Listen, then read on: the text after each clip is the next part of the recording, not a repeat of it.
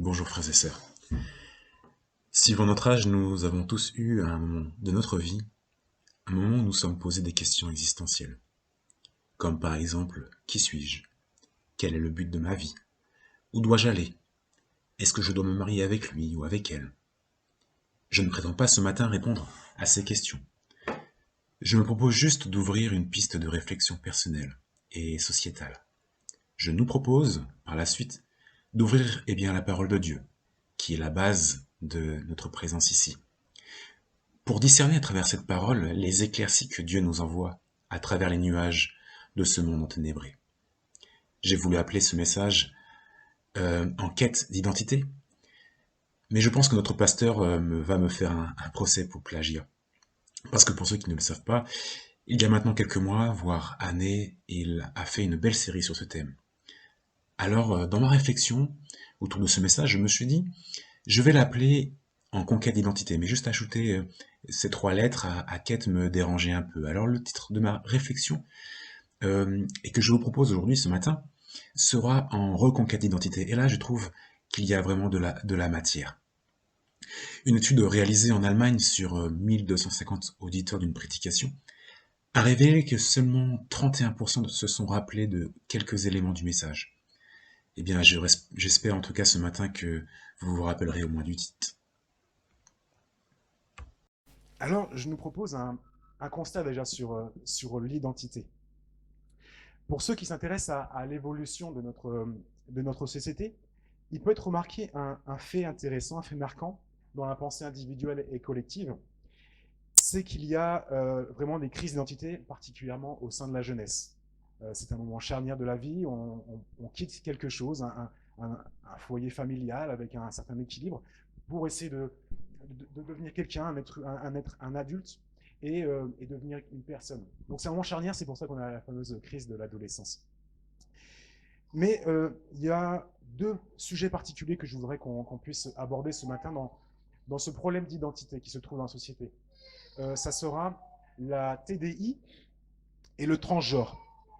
Alors pour ceux qui sont un peu sensibles à certaines choses, voilà, je tiens à prévenir qu'il y aura peut-être des sujets un peu délicats, mais c'est juste voilà, une réalité existante qui se passe dans notre société parce que ce seront des témoignages que je vais vous présenter. Alors le TDI, ça s'appelle le TDI, c'est le trouble dissociatif de l'identité. Donc ça se caractérise par la présence de plusieurs identités distinctes qui prennent tour à tour le contrôle du sujet. On trouve souvent des amnésies dans les personnes qui se trouvent de cette pathologie, car en fait, vu qu'il y a plusieurs personnalités dans la personne, les réseaux se font pas et la personne souffre du coup de troubles de mémoire en fait. La cause est très souvent due à un traumatisme dans l'enfance. Alors la TDI comprend les formes suivantes. La possession. La possession, donc peut-être que le terme n'est pas anodin. La possession, c'est donc dans cette forme-là, les identités se manifestent généralement comme s'ils étaient déjà des agents extérieurs, typiquement un être surnaturel ou un esprit qui a pris le contrôle du sujet. Ce dernier parle et agit alors d'une manière très différente. Dans de tels cas, les différentes identités apparaissent clairement. Il y a aussi le cas de non-possession. Donc les formes non possessives tendent à être moins évidentes. Les sujets peuvent ressentir une altération soudaine de leur identité et se sentent observateurs et non acteurs de leur propre discours, émotions et voire même actions. C'est vraiment une maladie très grave. Et je vais vous partager le témoignage d'une personne, Olympe, de son vrai prénom Lily. Elle est âgée de 23 ans et est suivie par 251 000 abonnés sur YouTube. Elle a gagné en notoriété en 2020 parce qu'elle a pu partager des choses en fait sur les problèmes psychiatriques en fait. Elle a été victime d'harcèlement scolaire pendant 14 ans, de pédophilie, d'un viol en réunion, ou encore, comme elle a affirmé, de 5 viols pendant l'adolescence. Olympe a également connu l'abandon de sa famille, passant par 4 foyers et 20 familles d'adoption en 7 ans. Les médecins ont décelé en Lily un cas de trouble dissociatif de l'identité, donc le fameux TDI. Elle est habitée par plusieurs personnalités. Ça s'appelle les alters. Dans un entretien elle a dit « J'ai des pensées qui me sont imposées, des émotions qui me sont imposées. Par exemple, quand je pleurais tout à l'heure, ce n'était pas vraiment moi, mais une de mes altères qui était très touchée par ce sujet. Elle a fait aussi une déclaration dernièrement sur Instagram, a annoncé son envie de mourir. Elle a en effet prévu de recourir au suicide assisté au dernier trimestre de 2023, qui est autorisé dans un pays de l'Union européenne. Donc elle a fait cette citation. La raison principale est que je suis épuisé. Vous ne pouvez pas forcément comprendre ma décision, et je ne vous demande pas de la comprendre. C'est ma vie, c'est une décision difficile que j'ai eu à prendre. Je suis très résiliente, mais comme tout humain, j'ai mes limites. Et mes limites ont été poussées à leur extrême depuis des années. Je suis très fatigué. Nous allons voir maintenant un autre cas de problème d'identité dans notre société, c'est le transgenre. Pendant des mois, Clara est obsédée par la question de son genre, garçon ou fille. Puis une vérité s'impose à son esprit. Elle ne se sent pas très fille en fait. Alors elle sera un garçon. Elle l'affirme, elle le choisit. Je suis un garçon. Et ses parents même l'appuient. Sa femme lui achète un binder, donc c'est un corset qui vient écraser les seins. Elle lui achète des vêtements de garçon. Elle communique tout ça à l'école, qui aussi accepte la décision. Son ex-mari accepte aussi la décision. Donc tout le monde se réjouit. Voilà, la transition se passe bien. Clara maintenant s'appelle Franck. Peu après avoir ouvertement affiché son identité transsexuelle, Franck obtient un rendez-vous dans une clinique pour être opéré. Franck a alors seulement 13 ans. Il souhaite se faire enlever les seins et prendre de la testostérone. Il en rêve, se projette, il voit plein de vidéos sur YouTube. Je regardais beaucoup de vidéos et cette transition m'inspirait, déclara-t-il. J'essayais très fort de me conformer à la nouvelle étiquette que je m'étais donnée. J'essayais d'agir d'une façon plus masculine. J'essayais d'oublier mon côté féminin, de m'oublier moi, et ça ne marchait pas du tout. J'ai gardé un sourire de façade, mais je n'allais pas bien. Je me suis rendu compte que finalement, je n'étais pas transgenre, mais tout simplement lesbienne. Un autre témoignage, celui de Debbie, que j'ai trouvé intéressant vraiment dans cette situation, surtout au niveau de la crise d'identité. Donc à 44 ans, Debbie, citoyenne britannique, réalise qu'elle veut devenir un homme. Un changement qu'elle se décide à opérer dans les années 90. 3 ans plus tard, après une phalloplastie via une greffe de peau prélevée de son bras et les prises de testostérone, voilà, elle devient li. Aujourd'hui, elle voit un lien entre sa transition de femme à homme et les abus sexuels dont elle a été victime dans son enfance. Je pensais que j'allais devenir une autre personne. J'allais pouvoir enfin être acceptée dans le monde, justifie-t-elle. Je me suis effondrée, se souvient Debbie. Donc elle a passé 17 ans de vie en tant qu'homme. Et aujourd'hui, elle regrette. Elle a fait une énorme erreur. Elle pense que cela n'a jamais dû lui arriver. Mais elle dit, qu'est-ce que je peux faire maintenant? Mon corps a été mutilé. J'ai subi une transition déchirante. Je n'ai plus de cheveux, j'ai une barbe. Qu'est-ce qu'on fait? Comment redevenir la Debbie que j'ai été? S'interroge-t-elle. Un long chemin encore à parcourir pour la sexagénaire. Donc en synthèse, je vous présente quelques chiffres. Dépression, mais aussi troubles bipolaires, troubles alimentaires, schizophrénie, TOC. Sans parler de risque de burn-out, de plus en plus prégnant dans la société. Je pense qu'on a tous eu écho du fameux burn-out. L'OMS estime que 25% de la population mondiale souffre de troubles psychiatriques. D'après RTBF, près de 3% de la population belge serait transgenre. Et d'après la William Institute, 1,6 million d'Américains seraient transgenres. Alors, dans ce constat, on va essayer de réfléchir aux causes de ces dysfonctionnements, de ces différentes pathologies identitaires. Eh bien, les différents témoignages ont pu apporter quelques réponses. Donc, troubles dans l'enfance, les viols, inceste, abandon. Dans les différents témoignages que j'ai pu lire aussi, c'est souvent la cause sexuelle qui est mise en avant. Alors, d'autres causes pourraient être avancées, comme le rapport Kinsey, la perversion de certaines institutions, des médias, des mœurs. Bref, il est toujours difficile de mettre des mots sur des mots. Alors, face à ce constat, ces problématiques, des solutions peuvent être trouvées. La société propose des solutions.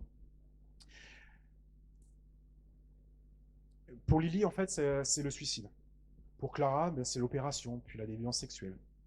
Pour Debbie, ça a été la transition homme-femme, puis femme-homme. Pardon, l'inverse. Pour d'autres, ce serait peut-être de suivre un thérapeute, prendre des psychotropes, prendre de l'alcool, de la drogue. Peut-être aussi l'abandon familial, la rupture familiale, la marginalisation. En écrivant ces quelques mots, j'ai mon cœur qui saigne face à ce constat et à cette réalité. Mais très vite, j'ai pensé à Dieu. Et je remercie le Seigneur parce que le tableau n'est pas si noir que ça. Il y a une solution à cette crise d'identité et elle s'appelle Jésus-Christ. Mais ce n'est pas une formule magique. Ce n'est pas tout va changer d'un miracle comme ça si on a ces problèmes d'identité. C'est un processus que Dieu veut nous offrir pour faire disparaître nos blessures. Alors, je nous en prie, avant d'aller plus loin, on va ouvrir la Bible, mes frères et sœurs. Alors, par rapport à ce verset de Corinthiens 5, 17, c'est le verset de mon baptême. Le pasteur qui m'a baptisé a choisi le verset le plus parfait pour moi. Et il me reste à cœur. Alors, voilà un petit peu le terreau de notre réflexion. Si quelqu'un est en Christ, il est une nouvelle créature. Les choses anciennes sont passées. Voici, toutes choses sont devenues nouvelles. Alors, voici un petit peu le terreau de notre réflexion ce matin. Être une nouvelle créature, balayer les choses passées, ouvrir une nouvelle page qui sera ouverte sur la vie éternelle. Alors, juste avant, je partageais une petite analyse de mon identité, ton identité. On va essayer de réfléchir autour de ça, en fait. Qui je suis? Qui es-tu? Alors, face à cette question, en fait, quand j'ai préparé ce message, je me suis dit, en fait, moi, je m'appelle Aurélien, j'ai 36 ans, je suis marié à une belle femme et je suis électricien. Je me permets juste une petite aparté, donc ne perdez pas le fil du message. Dans un précédent emploi, je refaisais l'électricité des appartements d'un immeuble. Et je ne sais pas si vous savez, en fait, sur les chantiers, en fait, on s'appelle tous hey, chef. C'est un petit peu le jargon, hey, chef. Et puis, en fait, donc je suis électricien, et puis il y avait le plaquiste qui travaillait dans un côté, moi j'étais d'un autre côté. Et puis à un moment, voilà, le plaquiste dit hey, électricien. Et puis, bon, on arrivait parce qu'il voulait passer des gaines et tout ça, donc voilà, on s'appelle comme ça, électricien, plaquiste. C'était un peu ça. Donc on était définis en fait par notre corps de métier. Alors si je suis électricien, eh bien j'ai un peu honte, j'avoue, parce que plus d'une fois j'ai fait des flashs devant mes yeux. Et Jérôme peut d'ailleurs témoigner que si j'étais électricien, j'aurais peut-être fait moins d'erreurs chez lui. Alors, je me suis posé cette question pendant de longues heures. Qu'est-ce qui me définit? Est-ce que c'est ma profession, mon prénom, mon genre, mes goûts, mes envies, ma foi? Qu'est-ce qui me définit? Alors, je préfère laisser cette question en suspens. Enfin, la première, je voulais revenir à la première, c'est qui suis-je et qui es-tu? Nous aurons peut-être d'autres éléments de réponse dans la suite de ce message. Alors c'est maintenant qu'il va falloir être bien attentif, si vous le voulez bien, parce qu'on va ouvrir la parole de Dieu. Alors face à cette analyse qu'on va avoir dans la parole de Dieu, on va juste avoir pareil, le même procédé, avoir un constat de ce que la parole de Dieu nous montre en fait par rapport à cette crise d'identité, quelles peuvent être les causes et surtout quelles vont être les solutions que Dieu veut nous offrir. Alors on va prendre la Bible. Pour ceux qui l'ont, il est plus avantageux, c'est vrai, de prendre le texte devant nous. Il y a une vraie richesse de pouvoir prendre la Bible parce que c'est une parole vivante. Vous allez pouvoir peut-être regarder un petit peu plus loin, un petit peu plus bas et Dieu va vous parler d'une façon ou d'une autre. Parce que la parole de Dieu, elle parle au final, non? La parole de Dieu, ça a du sens en tout cas. Alors qu'est-ce qu'il nous dit, la parole de Dieu? Cela se trouve dans Genèse 1 au verset 26.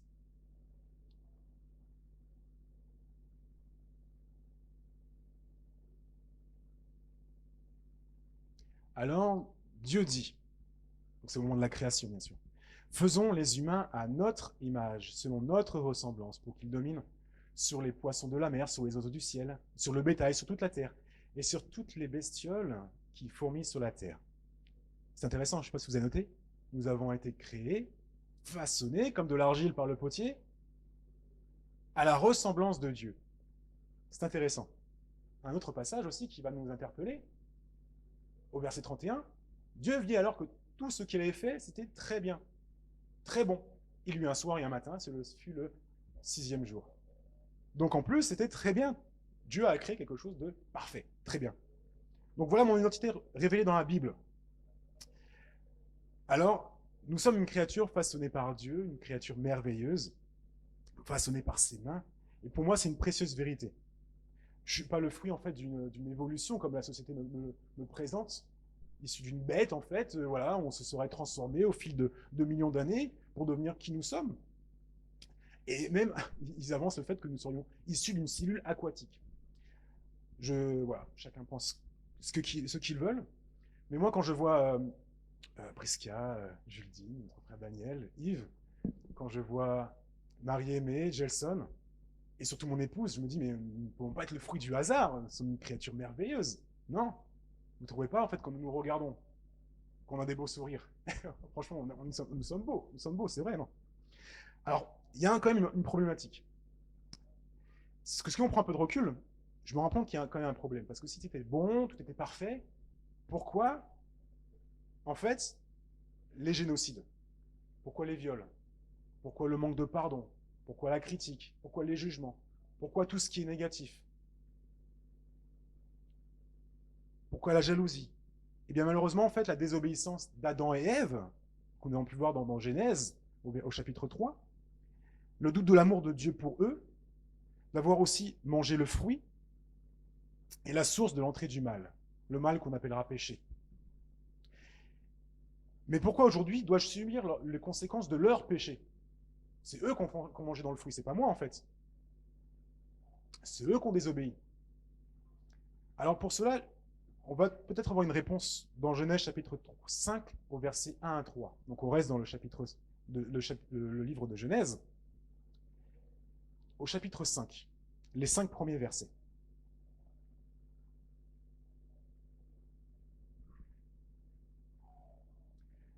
Voici l'histoire de la famille d'Adam, donc la créature merveilleuse de Dieu. Quand Dieu créa les êtres humains, il le fit de telle sorte qu'ils lui ressemblent à Dieu. Il les créa hommes et femmes, il les bénit et leur donna le nom d'homme le jour où ils furent créés. Adam, donc ensuite il y a eu le péché, la transgression de ce que Dieu avait demandé. Adam était âgé de 130 ans. Quand il eut un fils qui lui ressemble, qu'il soit son image, il lui donna le nom de Seth. Après cela, Adam vécut encore 800 ans, il eut d'autres enfants. La durée totale de sa vie fut de 930 ans, puis il mourut. Voilà la problématique. À l'origine, Dieu qui crée l'homme à son image, et ensuite le péché, l'homme qui a une descendance à l'image de l'homme.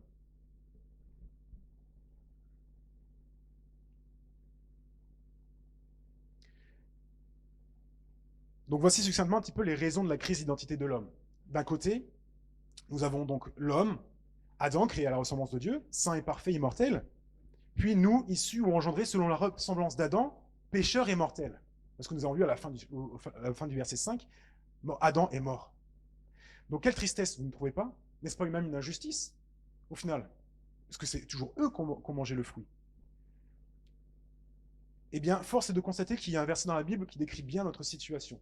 Il se trouve dans Romains 3 au verset 23. Donc cela se trouve dans le Nouveau Testament, donc c'est Paul qui va l'écrire. Un verset très important qu'il ne faut pas oublier quand nous avons des différends les uns avec les autres. Romains 3 verset 23. Tous ont péché, en effet, et sont privés de la gloire de Dieu. Non tous, moi, toi, en fait, nous tous, nous sommes pécheurs. Donc c'est la réalité. Alors face à cette problématique, à ce semblant d'injustice tout de même, parce que c'est quand même eux qui à l'initial étaient parfaits et bons et qui ont désobéi à Dieu, alors il nous faut une solution. Quelles vont être les solutions? Alors donc, c'est ça la vie. Je viens dans ce monde, je subis des traumatismes, je ne les ai pas voulu en fait, ce qu'on a fait sur moi pendant mon enfance en fait. J'essaie de grandir tant bien que mal, et bien même et voilà, je fais des choix, je prends même plaisir au mal des fois, à la luxure et tout ce qui peut dépraver mon corps et mon esprit, pour ensuite m'endormir du sommeil de la mort sans espérance. C'est ça la vie, ça a été mon questionnement en fait, qui m'a conduit à Dieu. C'était ça la vie pour moi, je me suis posé cette question. Alors voilà quelle était ma réflexion. Et j'espère qu'elle est la vôtre en tout cas. Mes frères et sœurs, la réponse à cette problématique se trouve dans la Bible. Et elle se trouve aussi dans notre cœur, parce que Dieu nous parle. Tantôt d'une façon, tantôt d'une autre. Qui suis-je? Moi, aujourd'hui, j'ai ma réponse. Je suis un enfant de Dieu. J'ai accepté Jésus-Christ. J'ai été baptisé dans dans ce baptistère-là, dans les eaux du baptême. J'ai reçu ce magnifique verset de la Bible, je suis une nouvelle créature. Alors moi, j'ai accepté d'être enfant de Dieu. Je ne suis pas le fruit d'une évolution. Mon père c'est vrai, était Adam le pécheur.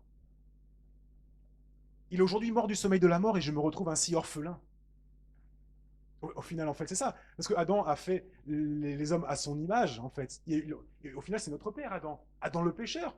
Mais moi, je veux choisir Dieu le Père comme mon père, en fait. Et je me retrouve orphelin, au final, parce que Adam, il est mort. Alors, qui est mon père? Qui est ton père? Mais c'est grâce à Jésus, en fait, que je suis enfant de Dieu. C'est grâce à lui que je suis enfant de Dieu. Et j'étais adopté. Et ça, en fait, ça, mes amis, c'est la Bible qui nous le dit, en fait. Il y a un verset très beau qui se trouve en Galates, donc un peu plus loin que Romains. Galates, chapitre 4, au verset 4 à 7. Et ce texte-là, en fait, c'est une bombe. Voilà. Si vous avez un petit stabilo, un petit crayon, n'hésitez pas à marquer dans votre Bible. C'est vrai que c'est la Sainte Bible, mais ça peut être aussi la parole de Dieu qui nous parle. Il y a des choses qui vont nous parler. Mettons-les en valeur. Et ce texte-là est à mettre en valeur, surtout quand nous sommes dans les difficultés. Alors, Galates au chapitre 4, au verset 4. Mais lorsque le moment fixé par Dieu est arrivé, il a envoyé son Fils, donc Jésus-Christ, né d'une femme et placé par sa naissance sous le régime de la loi. Et quelle loi c'était? Bien la loi d'Adam, mortel en fait. Cette loi que je vous ai mis dans le chapitre 5 en fait, où Adam a engendré des enfants à sa ressemblance. Donc c'est ça la loi en fait. Donc Jésus est venu dans le corps d'Adam en fait, en quelque sorte, dans le corps pécheur.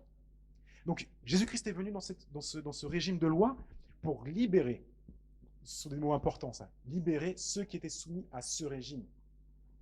Il nous a ainsi permis d'être adoptés par Dieu comme ses fils et ses filles. Puisque vous êtes bien ses fils et ses filles, Dieu a envoyé dans notre cœur l'esprit de son Fils qui crie Abba, c'est-à-dire Père, ça veut dire aussi Papa. Est-ce que nous parlons à Papa? Est-ce que nous crions à Papa quand nous ne sommes pas bien, quand nous avons cette crise d'identité de savoir qui je suis, où ce que je fais, pourquoi tous ces tourments? Est-ce que nous crions à Papa? Ainsi donc, tu n'es plus esclave, mais si fils ou fille, et puisque tu es fils ou fille, tu es héritier des biens promis grâce à Dieu.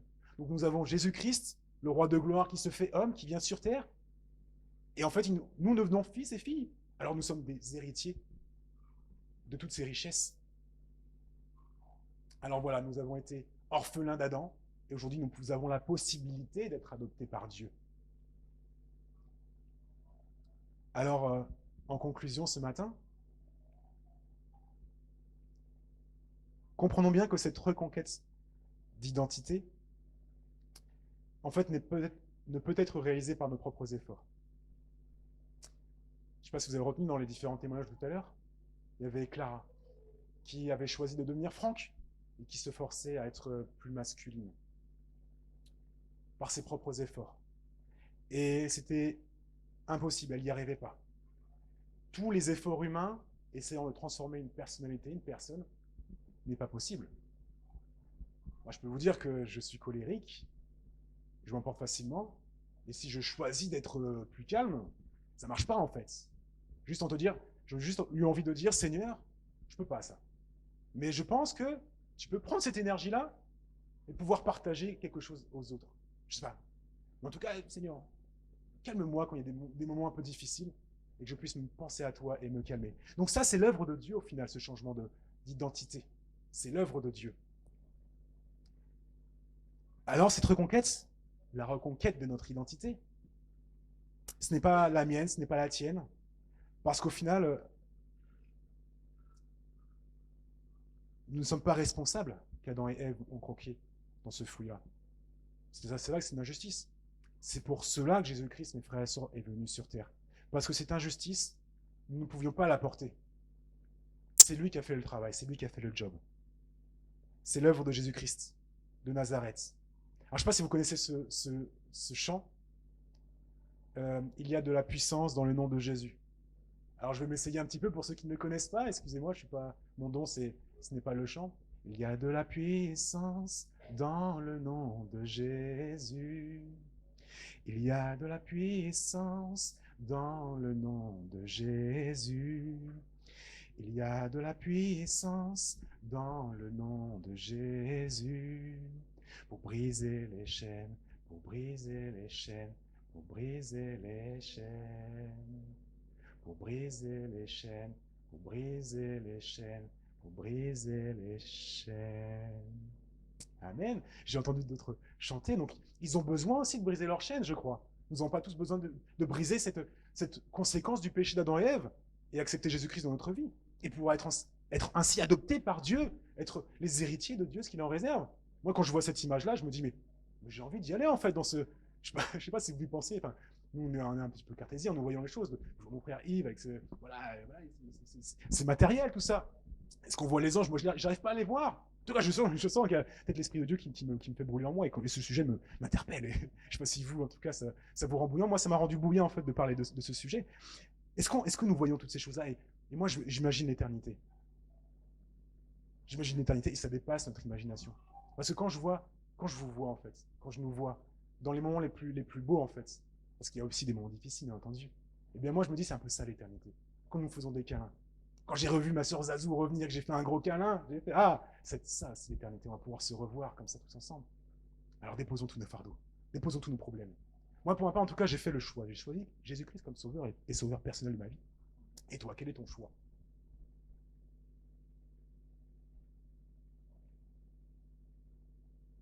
N'en as-tu pas assez de voir ton visage vieillir dans le miroir? Moi, je suis beau, je suis jeune, Et là, je commence à voir des trucs. C'est vrai que moi, je sais pas. Même les jeunes, je le vois, hein, selfie, tout ça. Mais profitez, ça ne va durer qu'un temps. Je suis désolé. Gardez les images, parce que ça sera juste le souvenir de votre belle et jeunesse.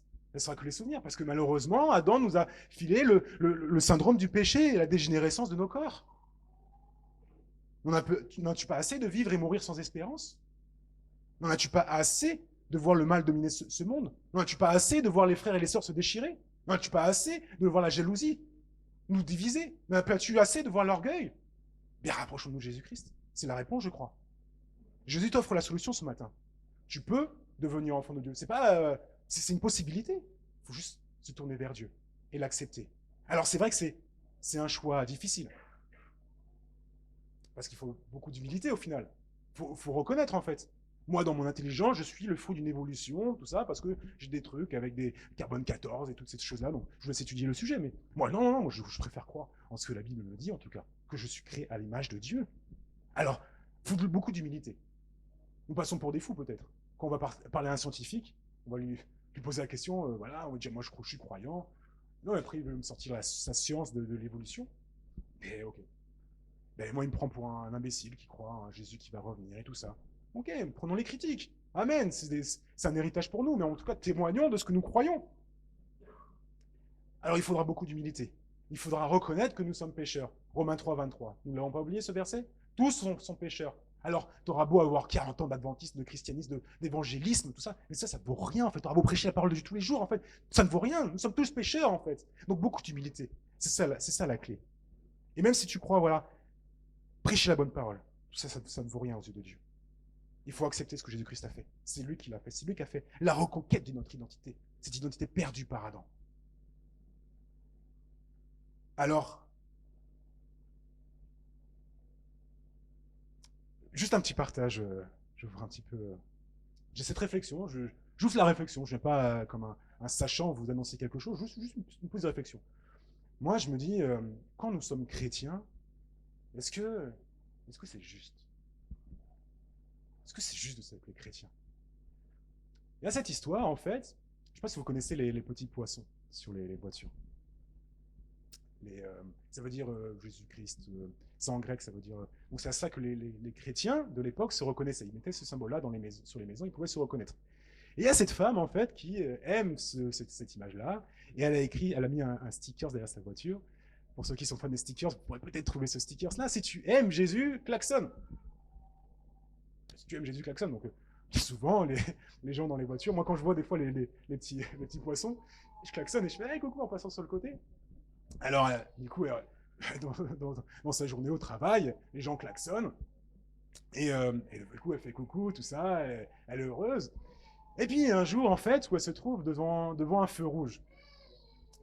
Donc, elle attend, elle a sûrement mis une musique de gospel, Praise the Lord, tout ça, Thank you Lord for the grace of Jesus Christ, tout ça. Donc, elle est contente. Et puis, d'un coup, elle entend quelqu'un qui la klaxonne derrière.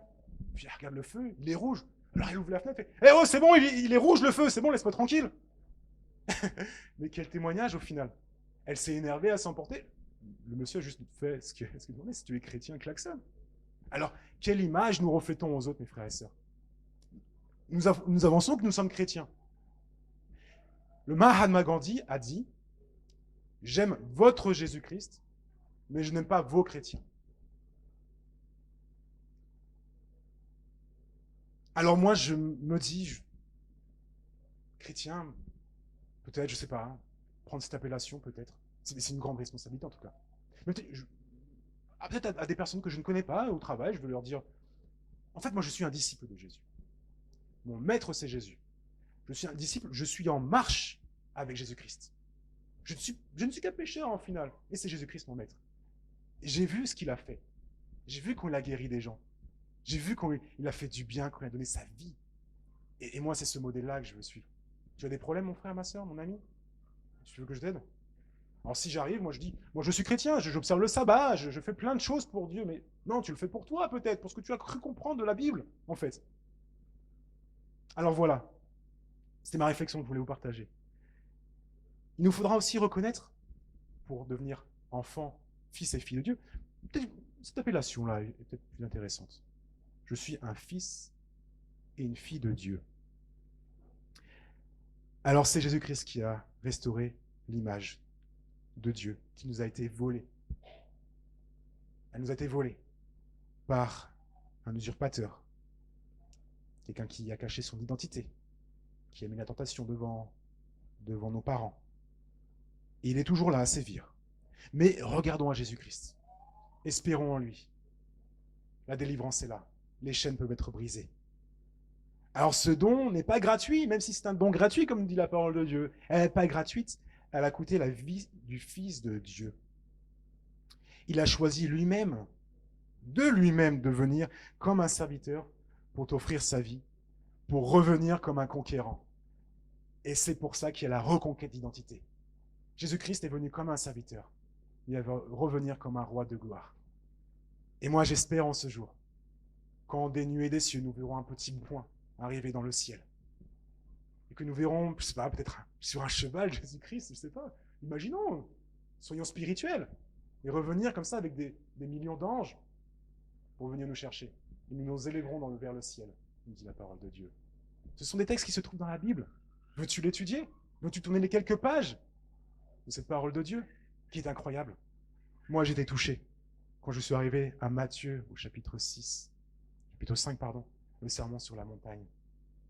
Jésus m'a mis une claque. Alors, voulons-nous prendre des claques? Voulons-nous reconquérir notre identité? Pour conclure, j'aime conclure, parce que la prédication n'est pas la première fois que je pratique cet exercice-là. J'aime conclure avec un texte de l'Apocalypse, parce que l'Apocalypse, c'est un livre particulier. J'aime ce livre. Pendant mon arrêt de travail, j'ai regardé 96 épisodes de 20 minutes. C'est meilleur que Game of Thrones ou toutes ces choses-là. Je vais dire un autre mot, mais c'était une série compliquée. Enfin, c'était une belle série. Et la structure du livre de l'Apocalypse, un livre merveilleux. Et il y a dans ce livre de l'Apocalypse 7 lettres qui ont été écrites par Jésus, qui ont été écrites par Jean, recevant un message de Jésus-Christ, qui ont été envoyées dans les églises de l'Asie mineure de l'époque. Éphèse, Smyrne, Pergame, Philadelphie. Et en étudiant ce livre-là et en étudiant ces lettres de l'Apocalypse, nous pouvons voir une triple lecture. La première était bien temporelle, elle parlait aux chrétiens, aux disciples de Jésus de l'époque. Elle a été aussi un panorama prophétique, en fait, des églises à travers les siècles, la réforme, toutes ces choses-là. Et elle est aussi pour toi et pour moi aujourd'hui. Chacune de ces lettres, en fait, peuvent nous parler. Et j'ai trouvé un texte merveilleux dans l'Apocalypse qui nous parlera très bien pour cette méditation de ce matin. Apocalypse au chapitre 2, au verset 17. Il est écrit: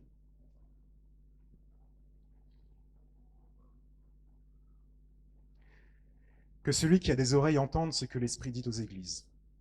À celui qui vaincra, je donnerai de la manne cachée, et je lui donnerai un caillou blanc.